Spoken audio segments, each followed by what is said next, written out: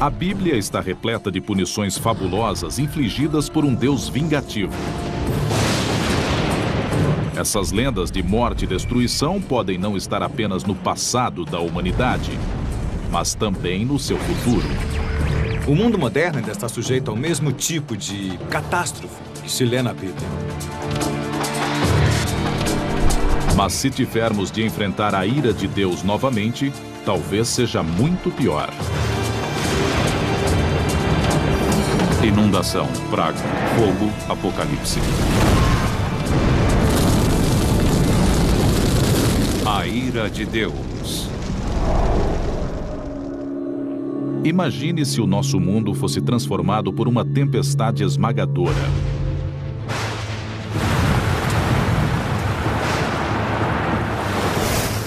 Um dilúvio de proporções globais que provocasse avalanches de água entre os arranha-céus de Nova York. Uma inundação cataclísmica que varresse a Ásia e as grandes capitais da Europa.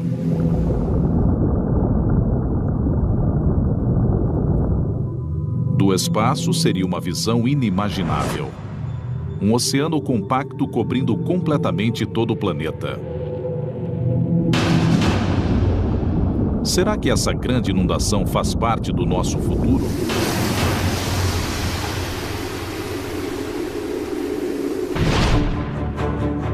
As páginas da Bíblia são uma verdadeira coleção de catástrofes.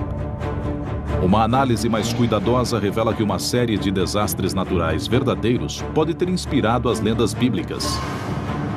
E que eles ainda estão entre as grandes ameaças que pairam sobre nós nos dias de hoje.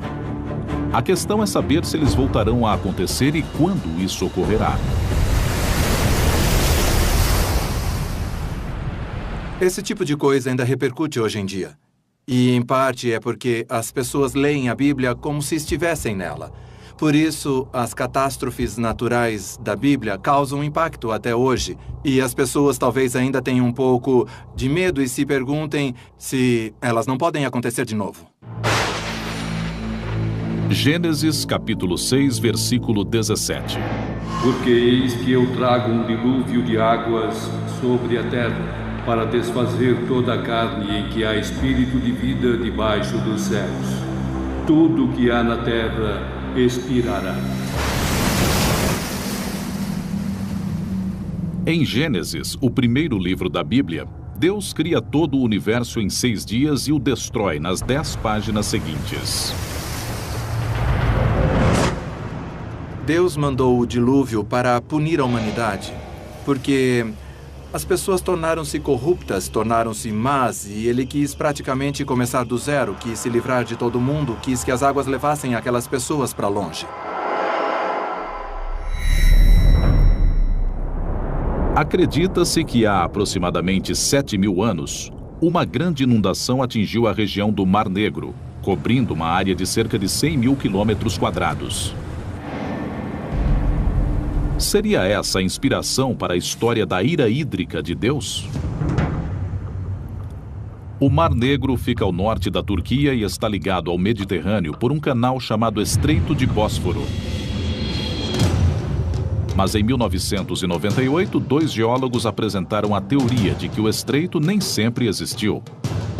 Segundo essa hipótese, há cerca de 8.000 anos, as águas do Mediterrâneo invadiram de forma catastrófica a bacia do Mar Negro.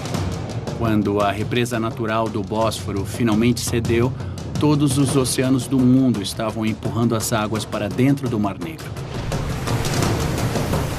Essa hipótese, conhecida como dilúvio do Mar Negro, sugere que um volume gigantesco de água salgada do Mediterrâneo invadiu o Mar Negro com resultados catastróficos. Para a população da região foi um desastre que só poderia ser interpretado como ira divina. Seria algo como as cataratas do Niágara, mas provavelmente 20 vezes maior devido ao volume de água necessário para atravessar aquela área e encher a bacia.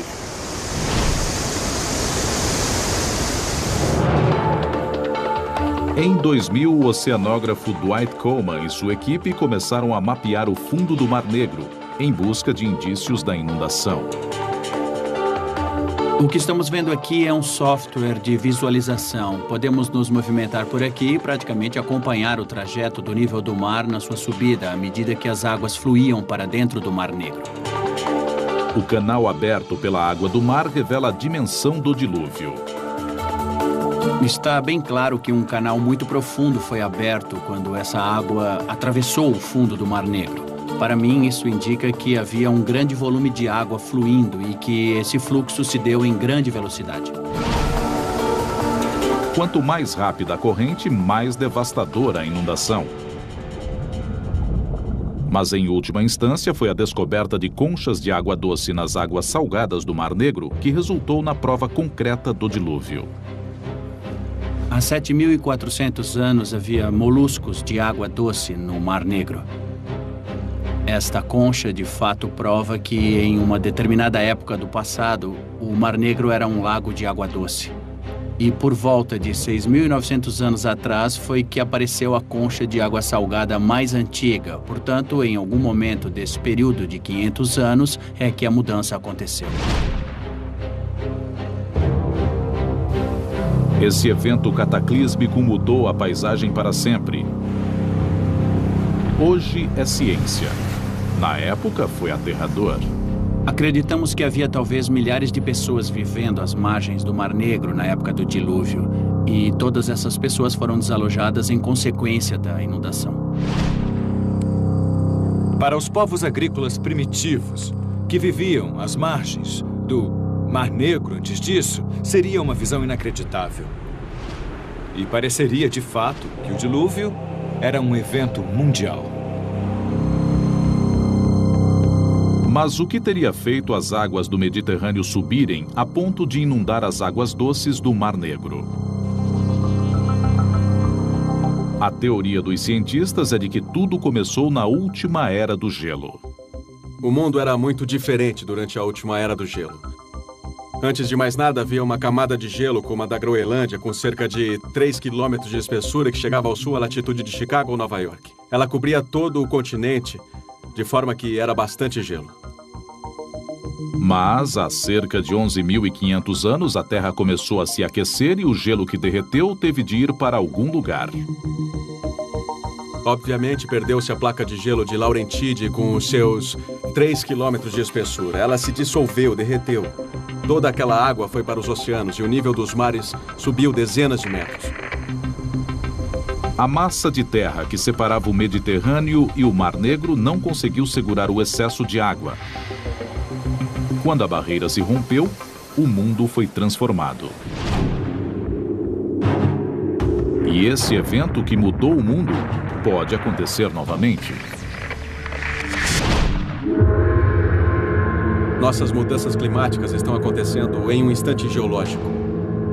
As calotas polares estão derretendo rapidamente e elas vêm sendo medidas por satélites que avaliam a perda de massa das gigantescas placas de gelo da Groenlândia e da Antártida. E essa diminuição do gelo parece que está se acelerando. O derretimento do gelo pode fazer com que o nível dos mares suba drasticamente outra vez. Lembre-se que já com os primeiros 90 centímetros de aumento no nível do mar, haveria 100 milhões de desabrigados nos litorais, perturbando não só o local onde as pessoas vivem, mas todo o curso das civilizações e sociedades.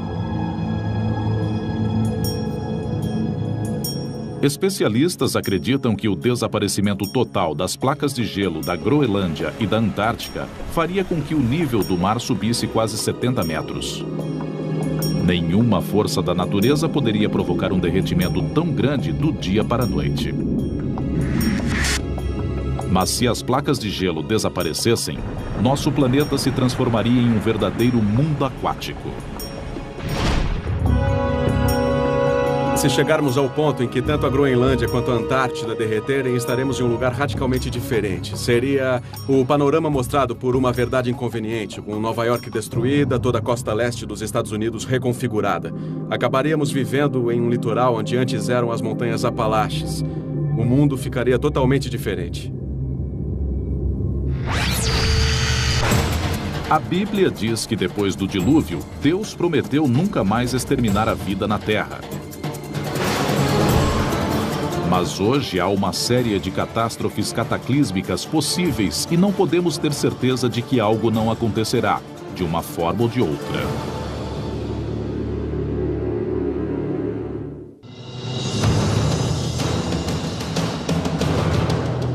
Se algumas das 10 pragas da Bíblia acontecessem hoje, o resultado poderia ser algo assim.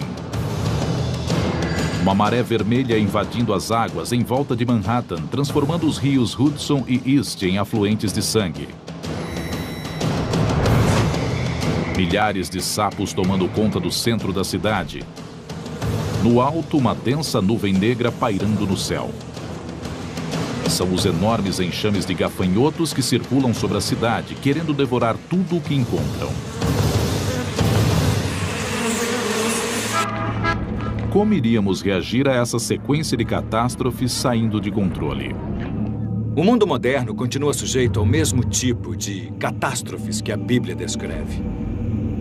Ainda temos pragas, ainda temos terremotos, ainda temos todo tipo de tempestade violenta. E tudo isso ainda perturba muito a nossa vida.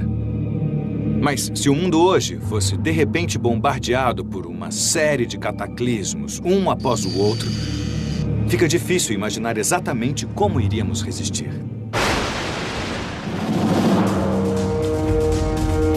Com 10 pragas, Deus se dispõe a destruir um império para libertar um povo. Os israelitas eram escravos no Egito, e o Todo-Poderoso queria que eles fossem libertados. Mas o faraó não queria ficar sem a mão de obra gratuita. O faraó não queria deixar que os israelitas partissem. E a situação tornou-se praticamente um duelo entre Deus e os egípcios através das 10 pragas. E cada vez que uma praga acontecia, aparentemente ficava pior e se tornava mais destrutiva. Êxodo, capítulo 7, versículo 17. Vou bater nas águas do rio Nilo, e elas se mudarão em sangue. Os peixes que estão no rio morrerão, e o rio ficará tão poluído que os egípcios sentirão nojo de beber a água do Nilo. Com a primeira praga, ficamos sabendo que a água toda se transforma em sangue. Portanto, não é só o rio Nilo, que, é claro, é um rio importante para os egípcios, mas também toda a água potável. Peixes mortos apodrecendo, calor escaldante, falta de água potável. Parece um filme de terror. Mas essa calamidade não só pode ter realmente acontecido na antiguidade, como acontece ainda hoje. Eu acredito que, lendo essa passagem da Bíblia, a maioria de nós que já estudou esse tipo de problema encontra uma descrição bastante fiel de uma maré vermelha. Maré vermelha é a proliferação excessiva ou explosiva de um certo tipo de alga que produz compostos neuroquímicos perigosos. Don Anderson é um cientista graduado do Instituto Oceanógrafo Woods Rowley e um dos principais especialistas em marés vermelhas. Quando uma proliferação desse tipo acontece, pode ser espetacular. A água muda de cor, ela pode exalar um cheiro muito ruim. A água pode ficar parecida com sangue ou com aspecto de sopa de tomate, de tão vermelha. Episódios recentes no Texas e na Flórida deixaram o litoral sujo com centenas de milhares de peixes mortos. Os peixes que ficam expostos a algumas toxinas dessas algas morrem em minutos. Uma morte muito rápida. Várias dessas toxinas são muito potentes. Do ponto de vista humano, podem ocorrer envenenamentos, podem ocorrer episódios nos quais as pessoas ao longo da praia não conseguem respirar porque a toxina torna-se aerosolizada com o borrifo das ondas. Você começa a tossir, a ofegar e tem de se afastar do mar por causa dessa irritação. Em uma região como o Delta do Nilo, de um lado fica o mar e há também a água doce. E é nesse tipo de ambiente que vivem muitas espécies que causam a maré vermelha. Deixam a água vermelha, matam peixes ou tornam os peixes venenosos e assim por diante. Eu acho que essa é uma explicação mais consistente.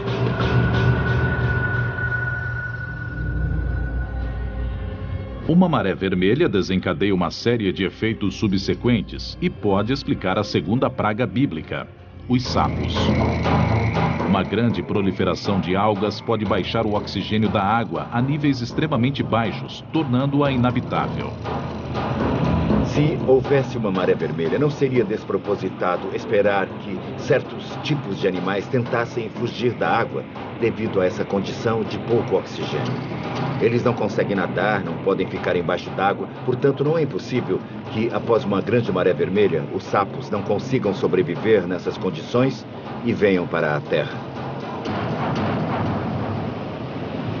Eles morreram na Terra, desidratados e por falta de alimento.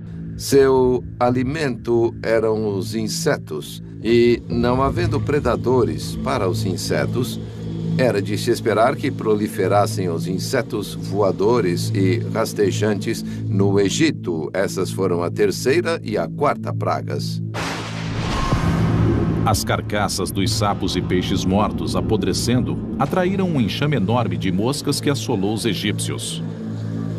Seguiu-se uma enorme infestação de piolhos. Lembre-se de que numa época em que não havia os antibióticos modernos, quando alguém sofria uma infestação de piolhos, os arranhões da coceira podiam levar a infecções que abriam as portas para doenças mais graves. Os seres humanos não foram os únicos afetados. As carcaças em decomposição e os insetos voadores podem transmitir bactérias mortíferas. Foi o que aconteceu na quinta e na sexta praga. O gado, de repente, começou a adoecer e a morrer. Uma afecção que causava pústulas terríveis. Aqui temos uma explicação maravilhosa de como uma alimentou-se da outra, como uma das pragas, como um dominó, derrubou o dominó seguinte, da primeira até a 10ª. Atualmente, com os antibióticos, doenças bacterianas podem ser tratadas com segurança. Mas para os vírus não há uma solução tão fácil. E, como nos tempos bíblicos, os animais de criação estão na linha de frente das epidemias mortais. Podem ser vírus da gripe, que estavam anteriormente vivendo em aves, porcos ou outro tipo de animal, até que algum deles sofre uma mutação que permite viver também num hospedeiro humano. As recentes epidemias de gripe suína e gripe aviária são alertas que o ser humano não pode ignorar. Muitos epidemiologistas acreditam que é praticamente inevitável que em algum ponto novamente teremos um tipo de gripe aviária que sofrerá uma mutação que lhe permitirá se alojar em seres humanos e que será mais facilmente transmissível. E ela pode ser mais ou menos mortífera.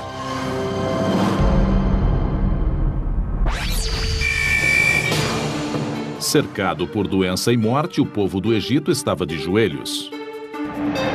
Mesmo assim, o faraó não se abalou.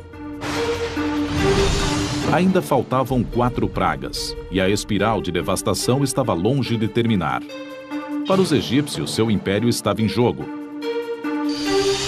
Mas hoje todo o nosso planeta poderia estar em perigo. E é até mesmo provável, em muitos casos, que um desastre muito grave acabe criando a possibilidade para outros desastres bastante sérios no futuro. A questão é, estamos preparados para algo equivalente às 10 pragas hoje em dia? Eu acredito que juntar as 10 pragas é querer destruir definitivamente toda uma cultura até que ela esteja morta e enterrada.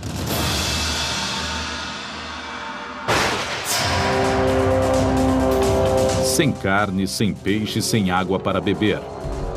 A 7ª e a 8ª pragas atingiram o celeiro do Egito. Uma enorme tempestade de granizo atingiu as plantações de trigo e um batalhão de gafanhotos famintos dizimou tudo em seu caminho. A Bíblia diz que foi a mais grave de todas as pragas, embora não tenha matado muitas pessoas ou animais. Mas o que ela fez foi matar a esperança de sobrevivência dos egípcios. Hoje, nosso próprio celeiro está ameaçado pelo aquecimento global, que causa mais secas e tempestades mais violentas. É difícil determinar exatamente que problemas a humanidade terá de enfrentar com o aumento das temperaturas. Mas podemos dizer que o tempo vai ficar muito mais esquisito. Para a agricultura vai ser bem mais difícil. E estaremos diante de um planeta com mais pessoas. Juntando todas essas coisas, temos um quadro desanimador. De qualquer forma, são más notícias para a lavoura e para os agricultores. Um planeta mais quente pode também trazer o tormento de pragas modernas. Creio que a maior surpresa que o aquecimento global reserva para nós é o aumento das pragas. Os besouros de casca já estão mastigando as florestas do Canadá. Vemos que há mais mosquitos, com o aumento de todas as doenças que os mosquitos carregam, como, por exemplo, malária e dengue. São coisas que achamos típicas do terceiro mundo, mas com o aquecimento global, as áreas em que esses mosquitos conseguem sobreviver se expandem.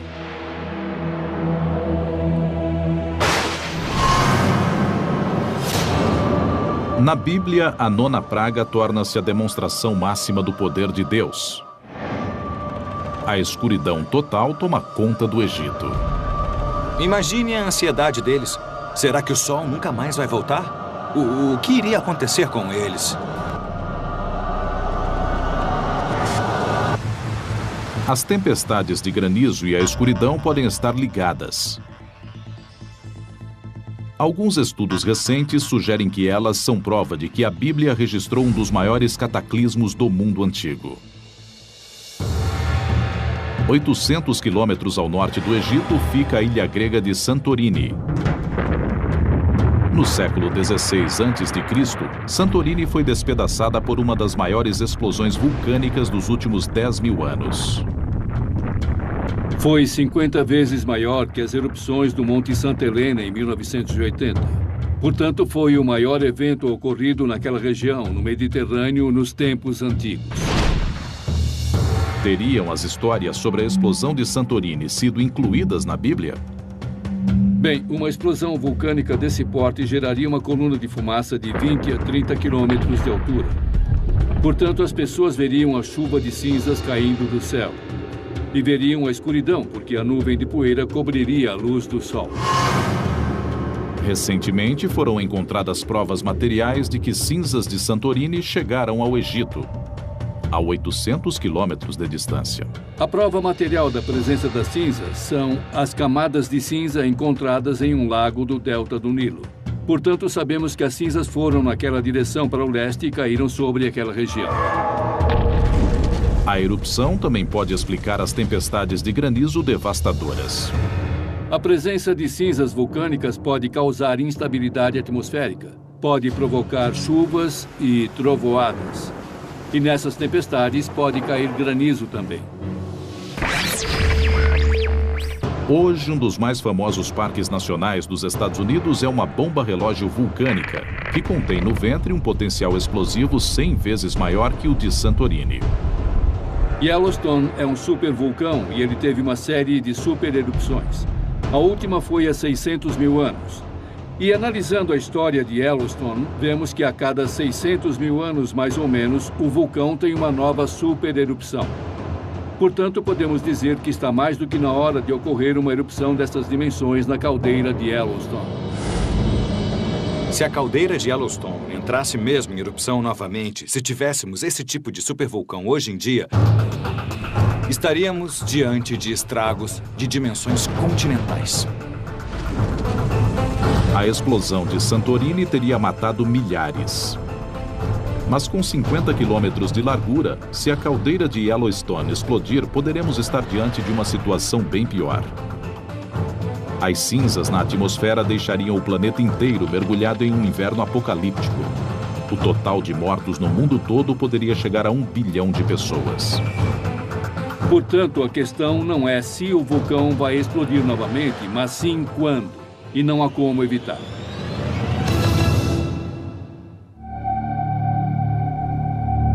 Na Bíblia, o que finalmente convence o faraó a deixar os israelitas partir não é a ruína do império, mas a morte do seu primogênito. A 10ª praga mata todos os primeiros filhos homens do império. Todas as famílias ficaram de luto.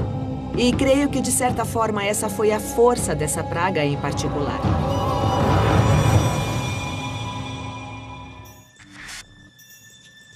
E até isso pode ter sido resultado das pragas anteriores.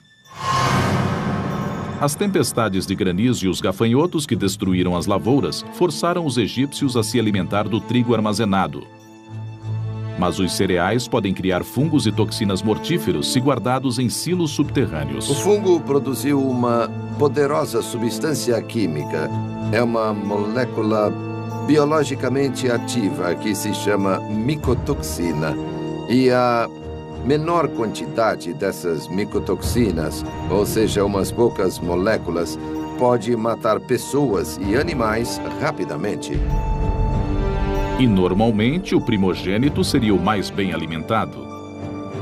Havia uma tradição de que o mais velho receberia 2 porções. Assim, eles estavam recebendo mais do que as crianças mais novas. Os irmãos recebiam e acabavam morrendo.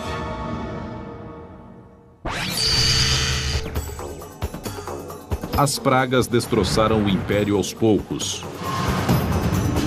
Mas em outro trecho da Bíblia, basta um instante para destruir uma cidade e seus habitantes. Infelizmente para nós, isso é verdade ainda hoje. Uma cidade onde o dinheiro fala alto, a diversão rola solta e gente bonita vive cada dia como se fosse o último. Agora imagine uma sombra escura descendo sobre o horizonte de Los Angeles. Brasas e cinzas começam a respingar do alto. De repente, o céu se abre e a ira de Deus se manifesta. Milhões de vidas são ceifadas em um instante. Já aconteceu antes. Gênesis, capítulo 19, versículos 24 e 25. O Senhor fez então cair sobre Sodoma e Gomorra uma chuva de enxofre e de fogo vinda do céu, e destruiu essas cidades e toda a planície, assim como todos os habitantes das cidades e a vegetação do solo.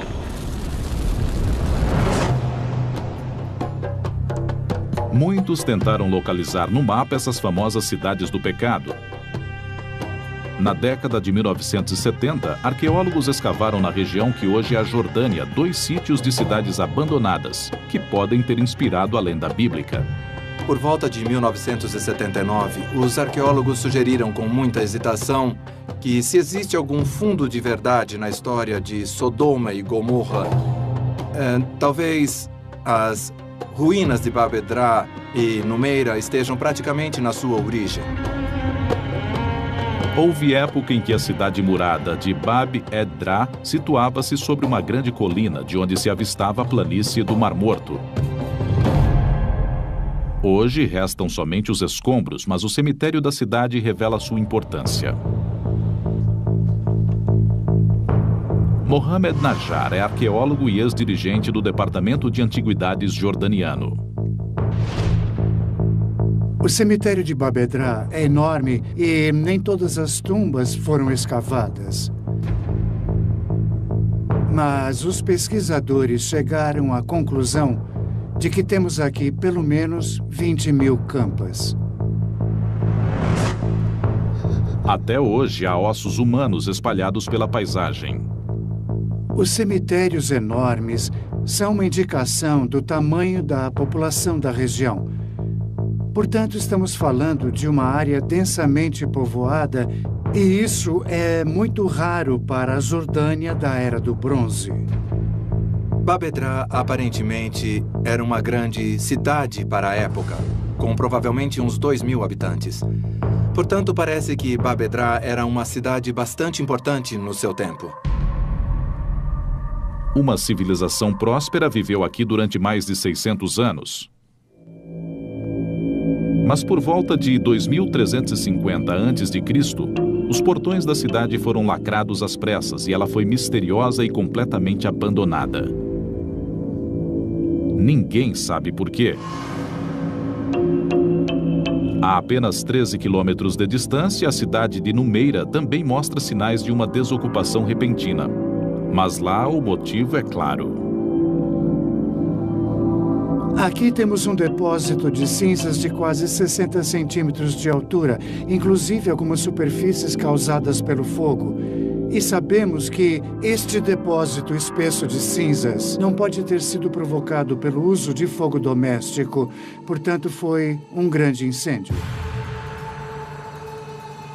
Ao lado da torre de defesa da cidade, os arqueólogos encontraram outras provas do desastre. Restos humanos não enterrados. Estamos aqui ao lado da torre.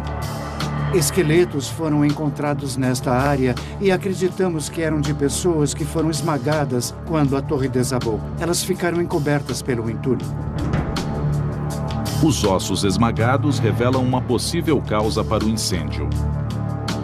Os ossos foram examinados pelo antropólogo físico. Sua conclusão foi de que essas pessoas foram esmagadas em um terremoto.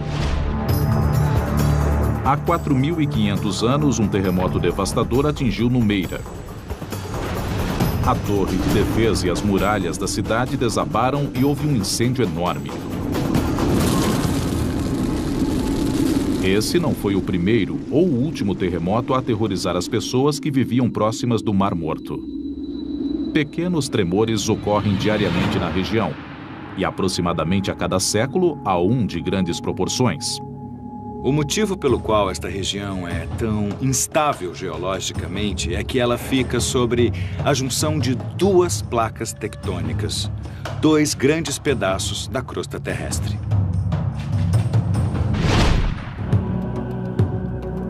E nas proximidades do Mar Morto não é preciso procurar muito para encontrar o enxofre da história. Quanto ao uso da frase fogo e enxofre, a origem do fogo é bastante óbvia. Quanto ao enxofre, é exatamente isso. De forma que estamos falando de fogo e enxofre juntos. O enxofre, tanto na forma sólida quanto gasosa, ocorre naturalmente na região e é altamente inflamável. Quando a Bíblia fala de fogo e enxofre, o que ela está descrevendo é exatamente isto.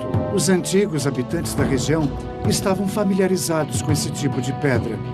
E é por isso que ela é citada na Bíblia.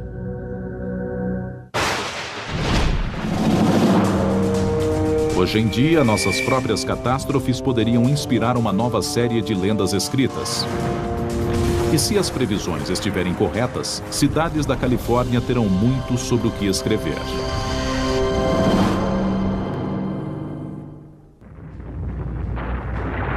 Na antiguidade, um terremoto destrói a paisagem e desencadeia um incêndio que consome tudo à sua volta.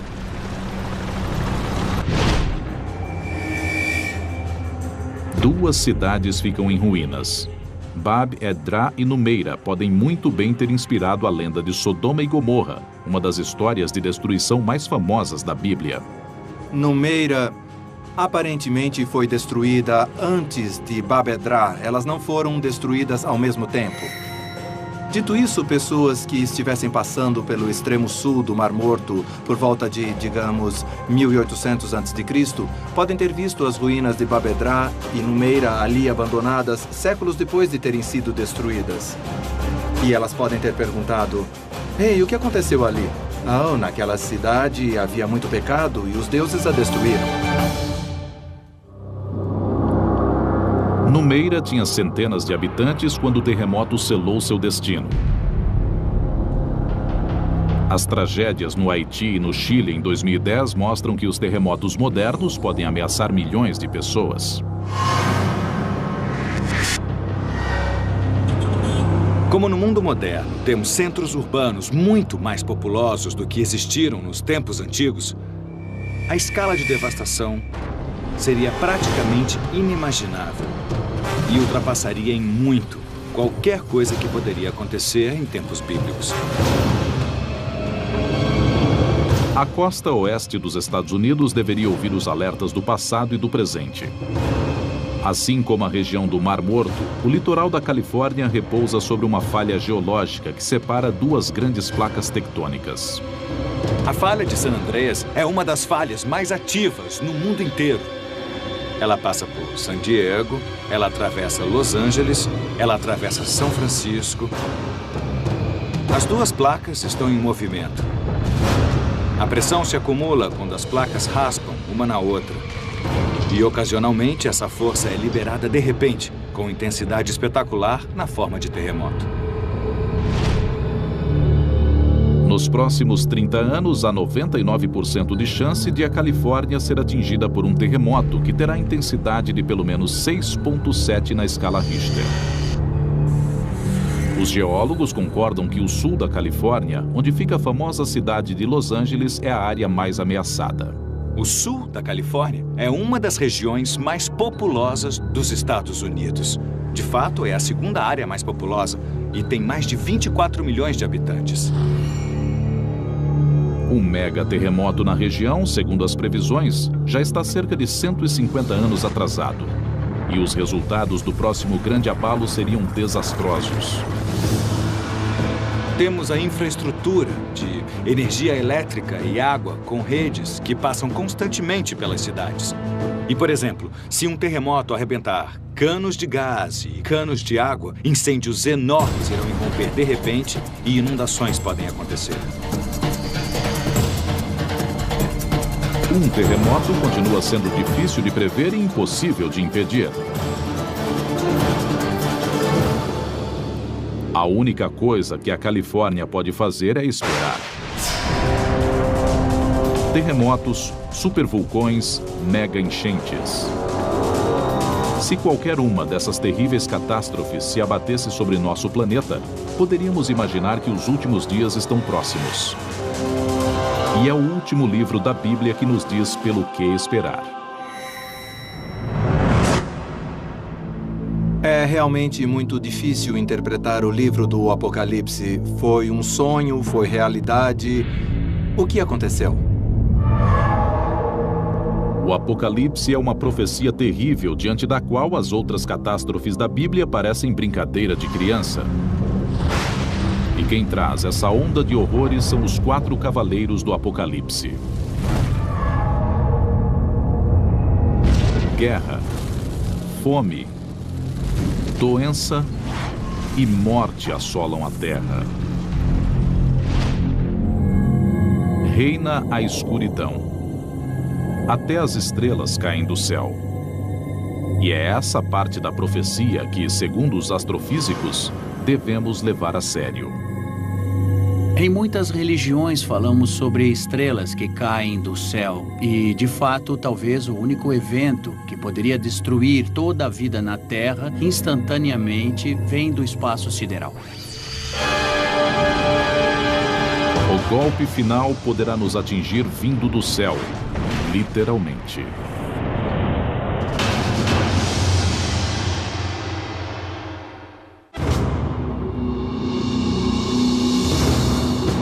O Apocalipse é o último livro da Bíblia e para muitos é também um vislumbre de como será o fim dos nossos dias. Mas o Apocalipse também descreve um futuro em que o céu se volta contra o planeta Terra. Apocalipse, capítulo 6, versículo 13. O sol tornou-se negro como saco de silício, e a lua toda manchou-se de sangue, e as estrelas do céu caíram sobre a terra. Hoje, essa passagem evoca uma série de ameaças reais à vida no planeta. Existe a possibilidade de colisões de asteroides, a possibilidade do impacto de cometas, que poderiam talvez exterminar toda a vida na Terra em questão de minutos.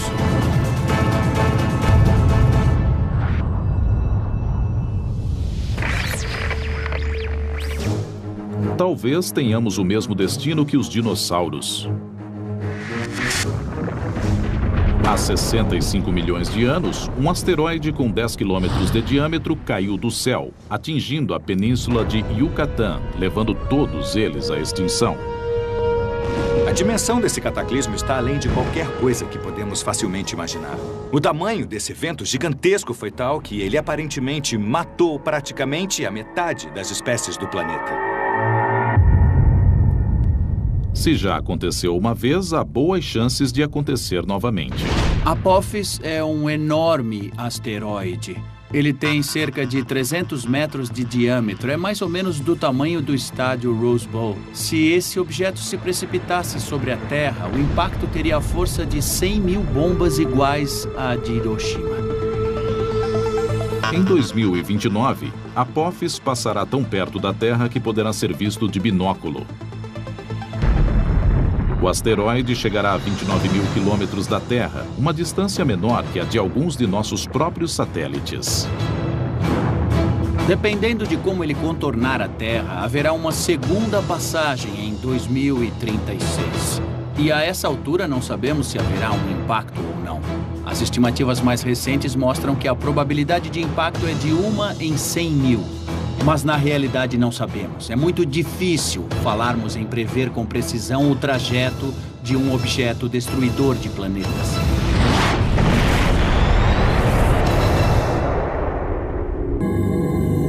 Há outras ameaças vindas do espaço sideral que poderiam colocar em risco não só a vida na Terra, como a própria Terra. Um evento que poderia literalmente acabar com a vida no planeta seria uma explosão de raios gama. Não saberemos se ela vier na nossa direção porque a radiação da explosão viaja à velocidade da luz. Você pode estar pendurando roupa certo dia, colocando no varal, olhar para o céu e ver uma bola de fogo vindo na sua direção. Mas não vai ter tempo de saber o que aconteceu. Não haveria praticamente qualquer aviso.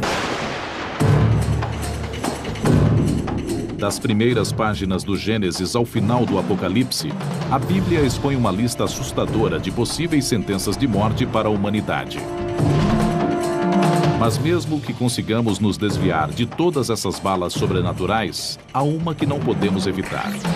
A Bíblia diz: do pó viestes, ao pó retornarás. Nós físicos dizemos: do pó das estrelas viemos e ao pó das estrelas retornaremos. Daqui a 5 bilhões de anos teremos nosso último dia bom.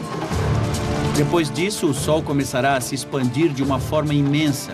Se transformará num gigante vermelho. O céu ficará em chamas. Olhando de um lado a outro do horizonte, você verá o Sol ocupando todo o céu. Talvez tenhamos de construir nossa própria arca espacial gigantesca e levantar vela rumo a algum outro porto. Um planeta que seria uma espécie de Monte Ararat em outro sistema solar.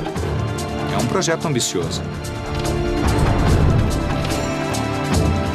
Homens de todas as eras terão de enfrentar seu próprio bombardeio de desastres naturais. Mas a busca da Bíblia por uma explicação diante da tragédia é um desejo universal. É algo que todos nós partilhamos com os nossos ancestrais e partilharemos com nossos descendentes. Esses são temas que repercutem na consciência humana e mesmo nos temores da humanidade. Tocam diretamente nosso medo primordial, o medo do além-túmulo, do que acontece depois da morte. Por isso, apesar de toda a perspicácia científica que temos hoje, ainda somos um pouco religiosos sobre as coisas, por assim dizer. Ninguém pode prever o que nos aguarda, mas cedo ou tarde, novas histórias sobre desastres serão acrescentadas às antigas, à medida que as gerações futuras forem conhecendo as forças que estão além do controle da humanidade. Versão brasileira, DPN Santos. O cemitério de Babedra é enorme e nem todas as tumbas foram escavadas.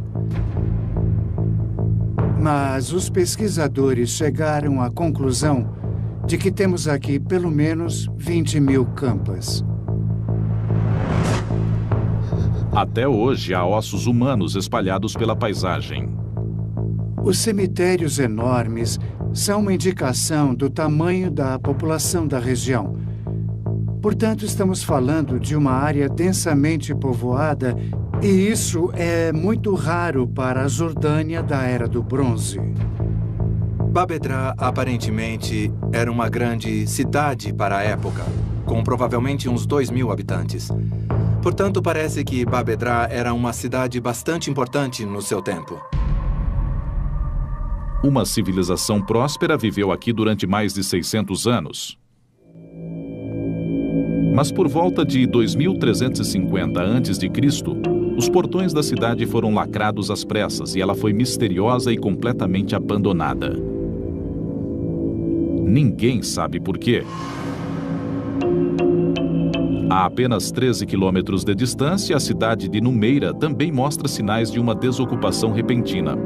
Mas lá o motivo é claro. Aqui temos um depósito de cinzas de quase 60 centímetros de altura, inclusive algumas superfícies causadas pelo fogo. E sabemos que este depósito espesso de cinzas não pode ter sido provocado pelo uso de fogo doméstico, portanto foi um grande incêndio. Ao lado da torre de defesa da cidade, os arqueólogos encontraram outras provas do desastre. Restos humanos não enterrados. Estamos aqui ao lado da torre. Esqueletos foram encontrados nesta área e acreditamos que eram de pessoas que foram esmagadas quando a torre desabou. Elas ficaram encobertas pelo entulho. Os ossos esmagados revelam uma possível causa para o incêndio. Os ossos foram examinados pelo antropólogo físico. Sua conclusão foi de que essas pessoas foram esmagadas em um terremoto. Há 4.500 anos, um terremoto devastador atingiu Numeira. A torre de defesa e as muralhas da cidade desabaram e houve um incêndio enorme. Esse não foi o primeiro ou o último terremoto a aterrorizar as pessoas que viviam próximas do Mar Morto. Pequenos tremores ocorrem diariamente na região, e aproximadamente a cada século há um de grandes proporções. O motivo pelo qual esta região é tão instável geológica... Trovoadas. E nessas tempestades pode cair granizo também. Hoje, um dos mais famosos parques nacionais dos Estados Unidos é uma bomba relógio vulcânica, que contém no ventre um potencial explosivo 100 vezes maior que o de Santorini. Yellowstone é um supervulcão e ele teve uma série de supererupções. A última foi há 600 mil anos. E analisando a história de Yellowstone, vemos que a cada 600 mil anos, mais ou menos, o vulcão tem uma nova supererupção. Portanto, podemos dizer que está mais do que na hora de ocorrer uma erupção dessas dimensões na caldeira de Yellowstone. Se a caldeira de Yellowstone entrasse mesmo em erupção novamente, se tivéssemos esse tipo de supervulcão hoje em dia, estaríamos diante de estragos de dimensões continentais. A explosão de Santorini teria matado milhares. Mas com 50 quilômetros de largura, se a caldeira de Yellowstone explodir, poderemos estar diante de uma situação bem pior. As cinzas na atmosfera deixariam o planeta inteiro mergulhado em um inverno apocalíptico. O total de mortos no mundo todo poderia chegar a 1 bilhão de pessoas. Portanto, a questão não é se o vulcão vai explodir novamente, mas sim quando. E não há como evitar.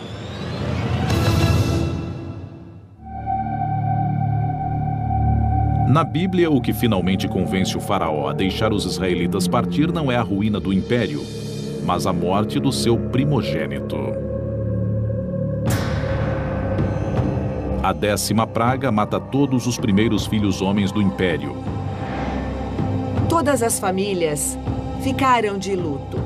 E creio que, de certa forma, essa foi a força dessa praga em particular.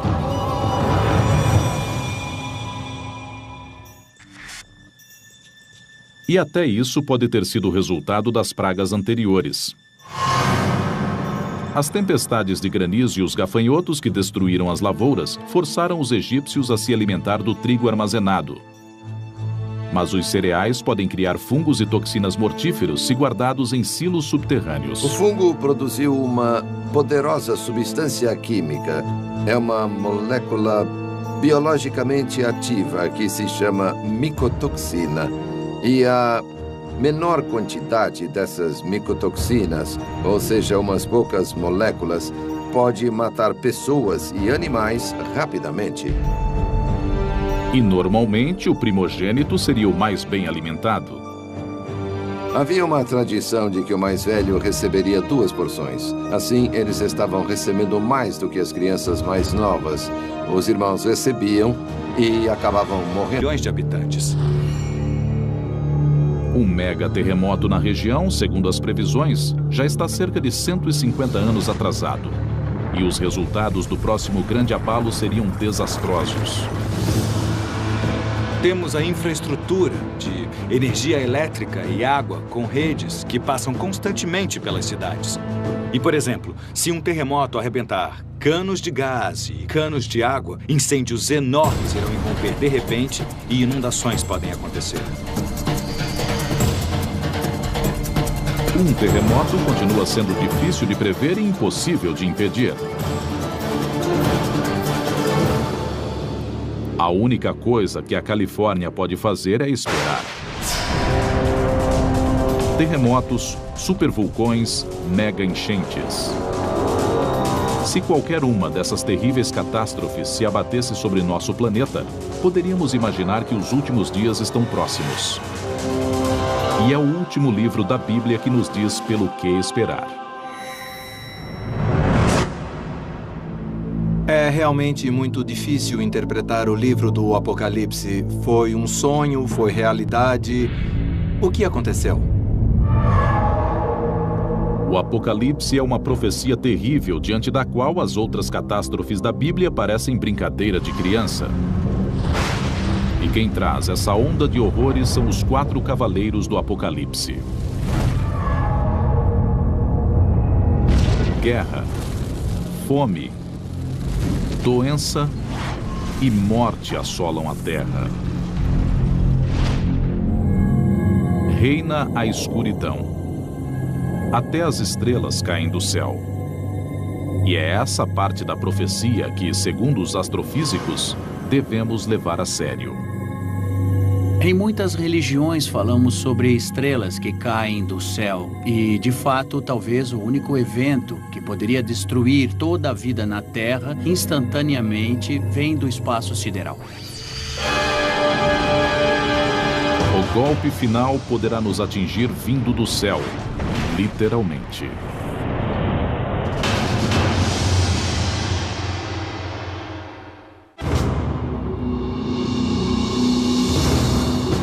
O Apocalipse é o último livro da Bíblia e para muitos é também um vislumbre de como será o fim dos nossos dias. Mas o Apocalipse também descreve um futuro em que o céu se volta contra o planeta Terra. Apocalipse, capítulo 6, versículo 13.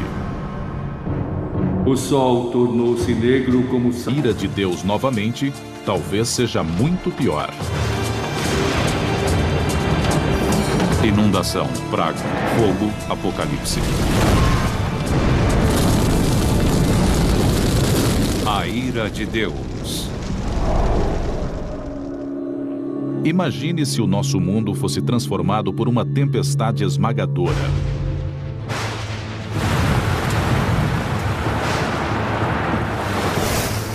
Um dilúvio de proporções globais que provocasse avalanches de água entre os arranha-céus de Nova York. Uma inundação cataclísmica que varresse a Ásia e as grandes capitais da Europa.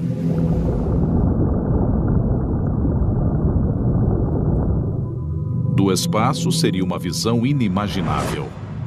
Um oceano compacto cobrindo completamente todo o planeta.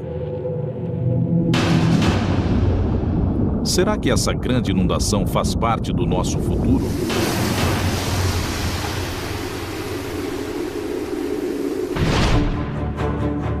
As páginas da Bíblia são uma verdadeira coleção de catástrofes.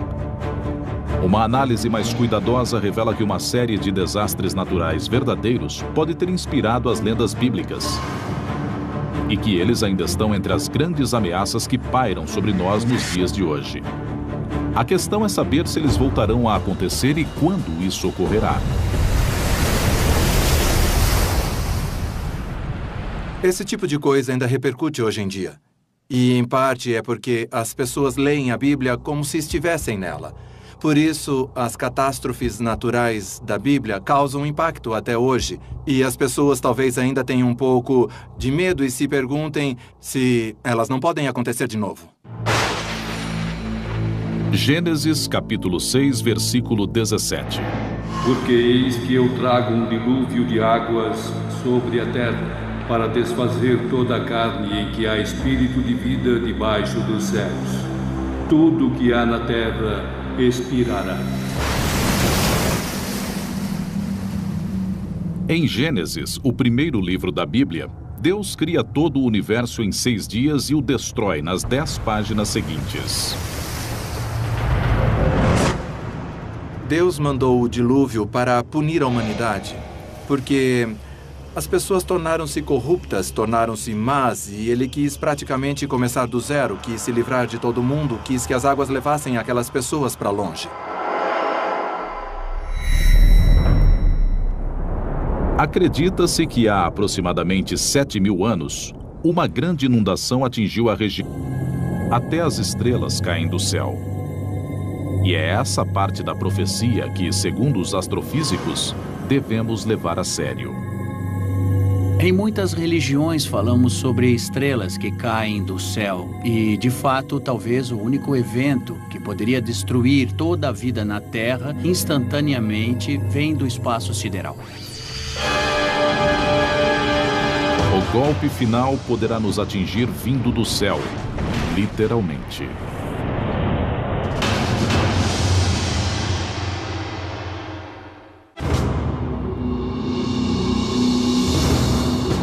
O Apocalipse é o último livro da Bíblia e para muitos é também um vislumbre de como será o fim dos nossos dias. Mas o Apocalipse também descreve um futuro em que o céu se volta contra o planeta Terra. Apocalipse, capítulo 6, versículo 13. O sol tornou-se negro como saco de silício, e a lua toda manchou-se de sangue, e as estrelas do céu caíram sobre a terra. Hoje, essa passagem evoca uma série de ameaças reais à vida no planeta. Existe a possibilidade de colisões de asteroides, a possibilidade do impacto de cometas, que poderiam talvez exterminar toda a vida na Terra em questão de minutos.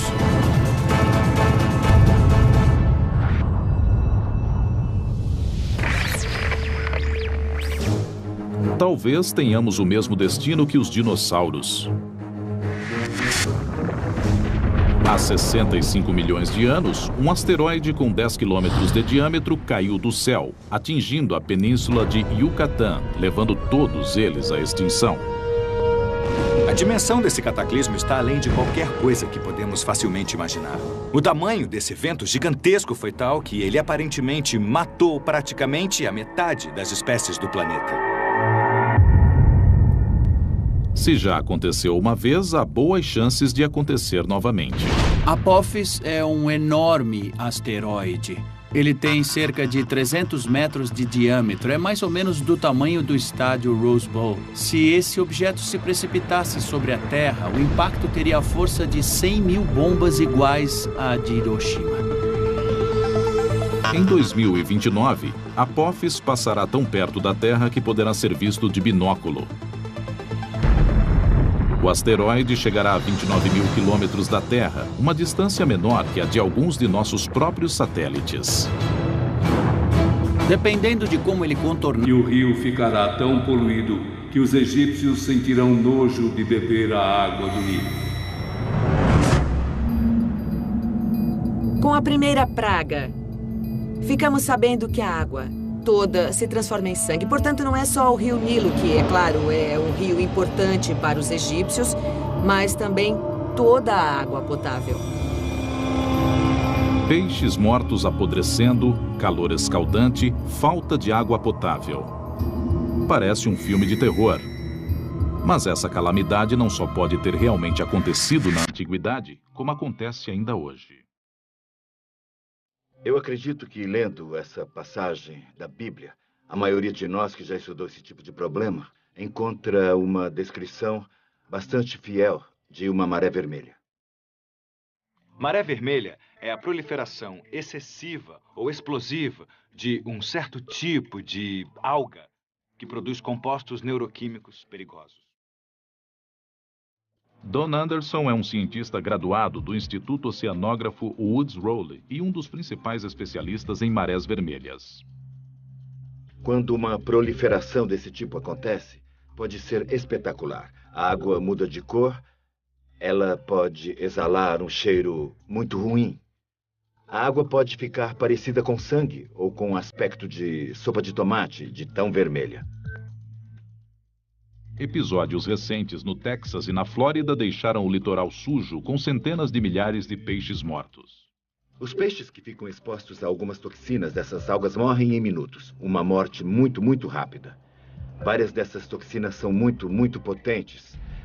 Do ponto de vista humano, podem ocorrer envenenamentos, podem ocorrer episódios nos quais as pessoas ao longo da praia não conseguem respirar porque a toxina torna-se aerosolizada com o borrifo das ondas. Você começa a tossir, a ofegar e tem de se afastar do mar por causa dessa irritação.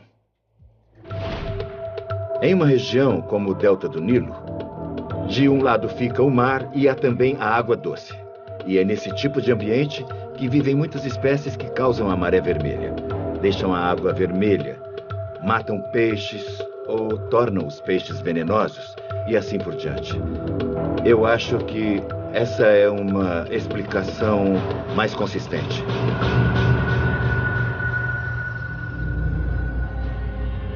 Uma maré vermelha desencadeia uma série de efeitos subsequentes e pode explicar a segunda praga bíblica, os sapos. Uma grande proliferação de algas pode baixar o oxigênio da água a níveis extremamente baixos, tornando-a inabitável. Se houvesse uma maré vermelha, não seria despropositado esperar... Também pode explicar as tempestades de granizo devastadoras. A presença de cinzas vulcânicas pode causar instabilidade atmosférica. Pode provocar chuvas e trovoadas. E nessas tempestades pode cair granizo também. Hoje, um dos mais famosos parques nacionais dos Estados Unidos é uma bomba relógio vulcânica, que contém no ventre um potencial explosivo 100 vezes maior que o de Santorini. Yellowstone é um supervulcão e ele teve uma série de supererupções. A última foi há 600 mil anos. E analisando a história de Yellowstone, vemos que a cada 600 mil anos, mais ou menos, o vulcão tem uma nova supererupção. Portanto, podemos dizer que está mais do que na hora de ocorrer uma erupção dessas dimensões na caldeira de Yellowstone. Se a caldeira de Yellowstone entrasse mesmo em erupção novamente, se tivéssemos esse tipo de supervulcão hoje em dia, estaríamos diante de estragos de dimensões continentais. A explosão de Santorini teria matado milhares. Mas com 50 quilômetros de largura, se a caldeira de Yellowstone explodir, poderemos estar diante de uma situação bem pior. As cinzas na atmosfera deixariam o planeta inteiro mergulhado em um inverno apocalíptico. O total de mortos no mundo todo poderia chegar a 1 bilhão de pessoas. Portanto, a questão não é se o vulcão vai explodir novamente, mas sim quando. E não há como evitar.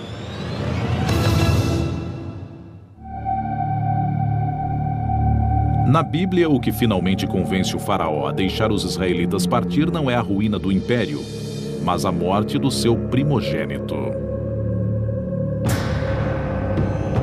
A 10ª praga mata todos os primeiros filhos homens do império. Todas as famílias ficaram de luto.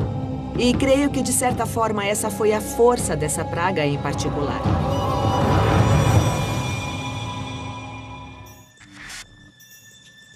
E até isso pode ter sido resultado das pragas anteriores. As tempestades de granizo e os gafanhotos que destruíram as lavouras forçaram os egípcios a se alimentar do trigo armazenado. Mas os cereais podem criar fungos e toxinas mortíferos se guardados em silos subterrâneos. O fungo produziu uma poderosa substância química. É uma molécula biologicamente ativa que se chama micotoxina. E a menor quantidade dessas micotoxinas, ou seja, umas poucas moléculas, pode matar pessoas e animais rapidamente. E normalmente o primogênito seria o mais bem alimentado. Registrou um dos maiores cataclismos do mundo antigo. 800 quilômetros ao norte do Egito fica a ilha grega de Santorini. No século XVI a.C., Santorini foi despedaçada por uma das maiores explosões vulcânicas dos últimos 10.000 anos. Foi 50 vezes maior que as erupções do Monte Santa Helena em 1980. Portanto, foi o maior evento ocorrido naquela região, no Mediterrâneo, nos tempos antigos. Teriam as histórias sobre a explosão de Santorini sido incluídas na Bíblia? Bem, uma explosão vulcânica desse porte geraria uma coluna de fumaça de 20 a 30 quilômetros de altura.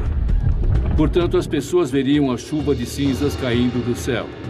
E veriam a escuridão, porque a nuvem de poeira cobriria a luz do sol. Recentemente foram encontradas provas materiais de que cinzas de Santorini chegaram ao Egito, a 800 quilômetros de distância. A prova material da presença das cinzas são as camadas de cinza encontradas em um lago do delta do Nilo. Portanto, sabemos que as cinzas foram naquela direção para o leste e caíram sobre aquela região. A erupção também pode explicar as tempestades de granizo devastadoras. A presença de cinzas vulcânicas pode causar instabilidade atmosférica, pode provocar chuvas e trovoadas. E nessas tempestades pode cair granizo também. Hoje, um dos mais famosos parques nacionais dos Estados Unidos é uma bomba relógio vulcânica, que contém no ventre um potencial explosivo 100 vezes maior que o de Santorini. Yellowstone é um supervulcão e ele teve uma série de supererupções. A última foi há 600 mil anos. E analisando a história de Yellowstone, vemos que a cada 600 mil anos, mais ou menos, o vulcão tem uma nova supererupção. Portanto, podemos dizer que está mais do que na hora de ocorrer uma erupção dessas dimensões na caldeira de Yellowstone. Se a caldeira de Yellowstone entrasse mesmo em erupção novamente, se tivéssemos esse tipo de supervulcão hoje em dia, estaríamos diante de estragos de dimensões continentais. A explosão de Santorini teria matado milhares. Mas com 50 quilômetros de largura, se a caldeira de Yellowstone explodir, poderemos estar diante de uma situação bem pior. As cinzas na atmosfera deixariam o planeta inteiro mergulhado em um inverno apocalíptico. O total de mortos no mundo todo poderia chegar a 1 bilhão de pessoas. Portanto, a questão não é se o vulcão vai explodir novamente, mas sim quando. E não há como evitar.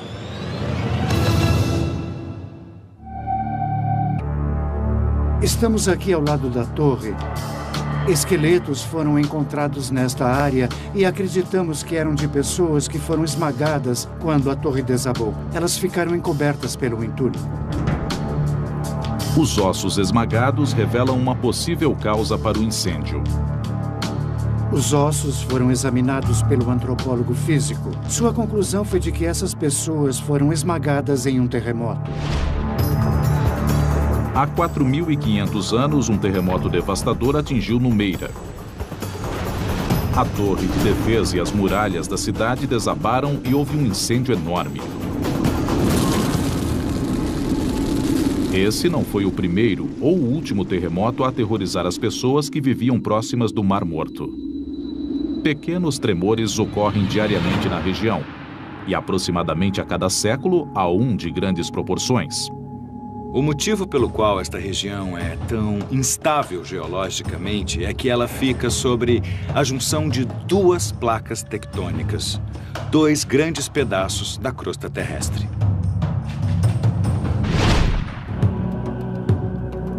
E nas proximidades do Mar Morto não é preciso procurar muito para encontrar o enxofre da história.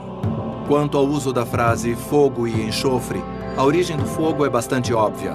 Quanto ao enxofre, é exatamente isso. De forma que estamos falando de fogo e enxofre juntos. O enxofre, tanto na forma sólida quanto gasosa, ocorre naturalmente na região e é altamente inflamável.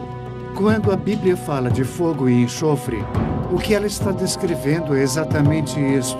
Os antigos habitantes da região estavam familiarizados com esse tipo de pedra.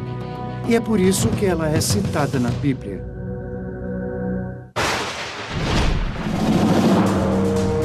Por Hoje em dia, nossas próprias catástrofes poderiam inspirar uma nova série de lendas escritas. E se as previsões estiverem corretas, cidades da Califórnia terão muito sobre o que escrever.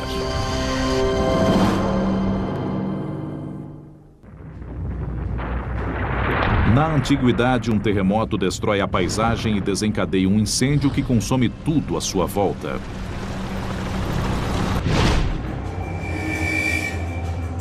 Duas cidades ficam em ruínas. Bab Edrá e Numeira podem muito bem ter inspirado a lenda de Sodoma e Gomorra, uma das histórias de destruição mais famosas da Bíblia. Numeira aparentemente foi destruída antes de Bab Edrá. Elas não foram destruídas ao mesmo tempo. Dito isso, pessoas que estivessem passando pelo extremo sul do Mar Morto por volta de, digamos, 1800 a.C., podem ter visto as ruínas de Bab Edrá desde hoje. A questão é saber se eles voltarão a acontecer e quando isso ocorrerá. Esse tipo de coisa ainda repercute hoje em dia. E, em parte, é porque as pessoas leem a Bíblia como se estivessem nela. Por isso, as catástrofes naturais da Bíblia causam impacto até hoje. E as pessoas talvez ainda tenham um pouco de medo e se perguntem se elas não podem acontecer de novo. Gênesis, capítulo 6, versículo 17. Porque eis que eu trago um dilúvio de águas sobre a terra, para desfazer toda a carne em que há espírito de vida debaixo dos céus. Tudo o que há na terra expirará. Em Gênesis, o primeiro livro da Bíblia, Deus cria todo o universo em 6 dias e o destrói nas 10 páginas seguintes. Deus mandou o dilúvio para punir a humanidade, porque as pessoas tornaram-se corruptas, tornaram-se más, e ele quis praticamente começar do zero, quis se livrar de todo mundo, quis que as águas levassem aquelas pessoas para longe. Acredita-se que há aproximadamente 7.000 anos, uma grande inundação atingiu a região do Mar Negro, cobrindo uma área de cerca de 100.000 quilômetros quadrados. Seria essa a inspiração para a história da ira hídrica de Deus?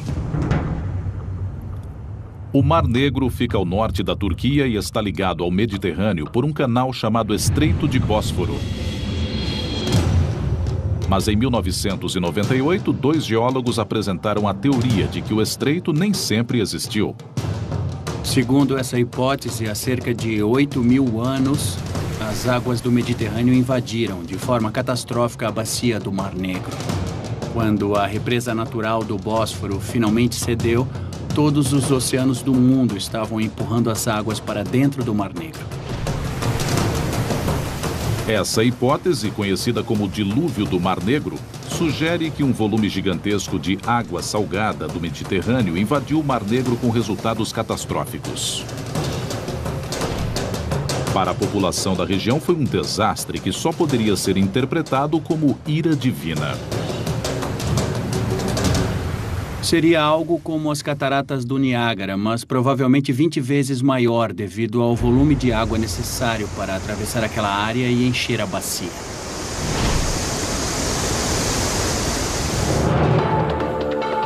Em 2000, o oceanógrafo Dwight Coleman e sua equipe começaram a mapear o fundo do Mar Negro